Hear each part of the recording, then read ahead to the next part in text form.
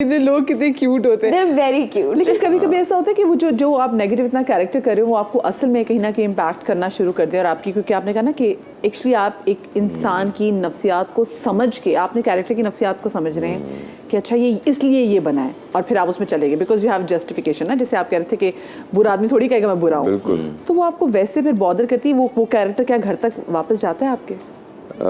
बहुत शुरू में ऐसा एक बार हुआ मेरे साथ कि मैंने पहला जो नेगेटिव रोल किया था तो मैं उस कैरेक्टर से बाहर नहीं आ पा रहा था। मैं बहुत परेशान हो गया, मुझे नेगेटिव थॉट्स आना शुरू हो जाती थी और मैं बहुत अजीब सा फील करता था। तो मैंने ज़िया साहब से डिस्कस किया और मैंने अपने वालिद साहब से भी डिस्कस किया, तो उन्होंने मुझे मदद की, कुछ बातें समझाई और फिर आप इस चीज़ से बाहर निकल सकते हो अगर आप प्रैक्टिस करें तो मेडिटेशन बहुत आपको हेल्प करती है। आप अपने आप को कहीं और किसी काम में मसरूफ़ रखें तो आप उस ट्रांस से फिर निकल जाते हैं। अब ऐसा टाइम आ गया कि वो अब स्विच ऑन एंड ऑफ होता है। आप कैरेक्टर के अंदर गए, सीन किया, स्विच ऑफ, बाहर आ गए, अब मसला नहीं। लेकिन मैं एक चीज़ पे ना पारस को अप्रिशिएट करना चाहती हूँ कि एक इन्होंने शो किया था शब्बीर तो देखेगा, उसकी बहुत बड़ी स्टैम्प थी because he did that show amazingly well.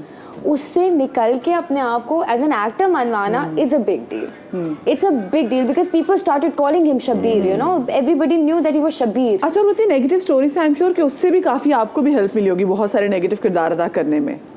नहीं, एक्चुअली ये जैसे साद ने कहा ना कि ये बाय बर्थ होता है, तो मुझे लगता है कि मैं पैदाइशी ही अदाकार हूँ और मेरी ऑब्जर्वेशन बहुत ज़्यादा है। हाँ, मैं इतना ऑब्जर्व करता हूँ डीप डाउन कि खुद ही कभी कभार मैं अजीब हो जाता हूँ कि मैं इतना ज़्यादा क्यों ऑब्जर्व करता हूँ। और अक्सर लोगों को मैं ऐसी बातें बोल देता हूँ कि वो थोड़े से हो जाते हैं कि ये इसने कब ऑब्जर्व कर लिया।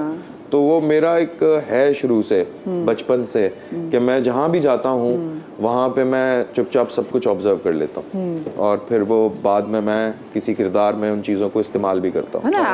Actor has to be a good observer. अच्छा, मैं एक सवाल इनसे पूछना चाहूँगी, क्योंकि देखिए थिएटर में होता ये कि आपकी जो परफॉर्मेंस होती है ना उसका आपको लाइव फीडबैक मिल रहा होता है। जी जी। लोग पसंद करें, लोग नहीं पसंद करें, आपको वही पता चल रहा होता है और इन तमाम चीज़ों को देखते हुए आपको अपना एक्ट जो वो जारी रखना है। ये लोग जब जाते हैं एक्टिंग करते हैं और उसके बाद जब सोशल मीडिया पे, क्योंकि एक फीडबैक तो आपको लोगों का सामने से मिल जाता है ना, फिर जब सोशल मीडिया पे जो उनको फीडबैक आ रहा होता है और जो स्पेसिफिकली आजकल तो एक सीन है कि चलिए ठीक है नेगेटिव कैरेक्टर्स है, लोग कमेंट करते हैं, एक जो ट्रोलिंग है, ये उस ट्रोलिंग को ना ये कैसे हैंडल करते हैं मैं इनसे पूछूंगी। लेकिन अभी मेरे पास ब्रेक भी आ रही है तो मैं ब्रेक अभी ले लूँ जी, क्योंकि फिर मैं अभी छोटी सी ब्रेक ले लेती हूँ। मैं छोटी सी ब्रेक के बाद वापस आती हूँ, कहीं मत जाइएगा।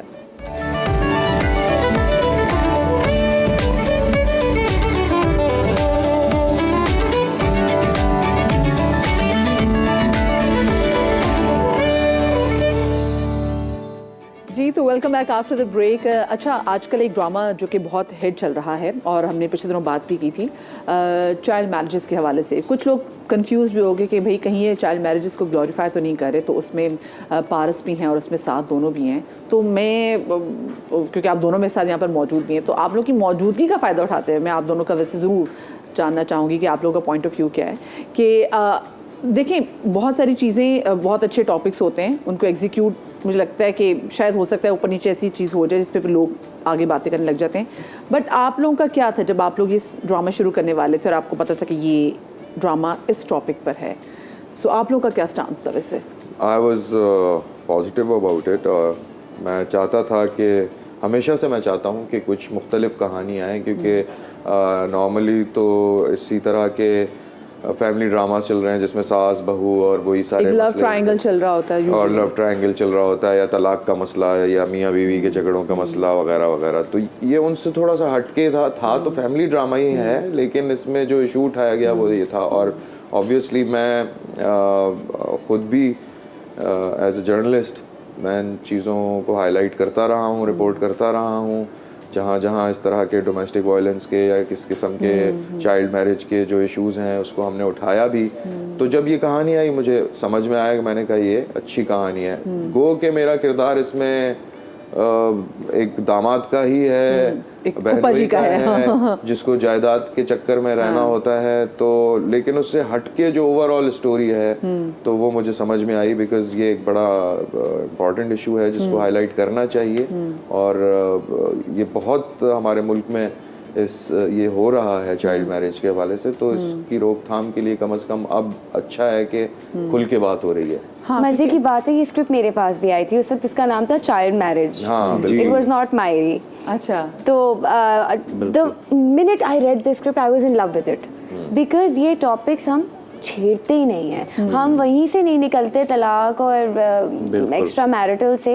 ये चीज़ें इतनी ज़रूरी हैं फॉर अवेयरनेस, एंड ये स्टेप लेना एक बहुत बड़ी बात है, क्योंकि लोग जो प्रोड्यूसर्स बेचारे बड़ी दुखी रूहें होती हैं, क्योंकि उनको सारी बता रहे होते हैं, उनको क्या कहते हैं, बुली तो नहीं कह सकते, हर चीज डिक्टेट हो रही होती है, तो इस तरह का टॉपिक करना बहुत बड़ी बात है। और शुरू में भी जब ये स्क्रिप्ट लिखा जा रहा था और जब प्लानिंग हो रही थी, तो उस वक्त काफी इस बारे में कंसर्न थे लोग कि पता नहीं लोग क्या रिस्पॉन्ड देंगे, क्या बोल देंगे, और वेल रिसीव होगा कि नहीं, लेकिन बहुत अच्छे तरीके से। फैक्ट जैसे यूनिसेफ की भी रिपोर्ट है तकरीबन 2018 की, कि 18% लड़कियां जो हैं पाकिस्तान में उनकी शादी कर दी जाती है below the age of 18। Exactly, it's a fact. और ये कहानी लाना बहुत ज़रूरी थी, इसीलिए मुझे कहानी भी अच्छी लगी, किरदार भी अच्छा लगा, सो मैं हिस्सा ये तो हमेशा से चलता आ रहा है। अच्छा साद, आपको लगता है, बिकॉज देखिए आप लोगों ने तो सारा सोच समझ के फिर आपने किरदार भी निभाया, लेकिन आपको लगता है कि